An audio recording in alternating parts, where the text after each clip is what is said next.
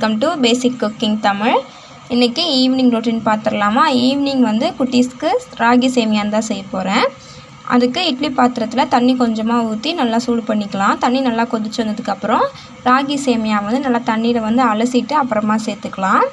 சேர்த்துட்டு மூடி போட்டு ஒரு மீடியம் ஃப்ளேமில் ஒரு 7 மினிட்ஸ் மட்டும் வேக வச்சு எடுத்துக்கலாம். ஒரு சைடு வந்து பால் வந்து காயறதுக்காக வச்சு விட்டுருக்கேன். குட்டீஸ்க்கு வந்து பூஸ்ட் போடுறதுக்காக. நம்ம சேனலை வந்து சப்ஸ்கிரைப் பண்ணிவிட்டு பெல் ஐக்கானை கிளிக் பண்ணிவிட்டு ஆல்ன்ற ஆப்ஷன் கிளிக் பண்ணி வச்சுக்கோங்க. அப்போ தான் நாங்கள் போடுற வீடியோஸோட நோட்டிஃபிகேஷன் வரும்.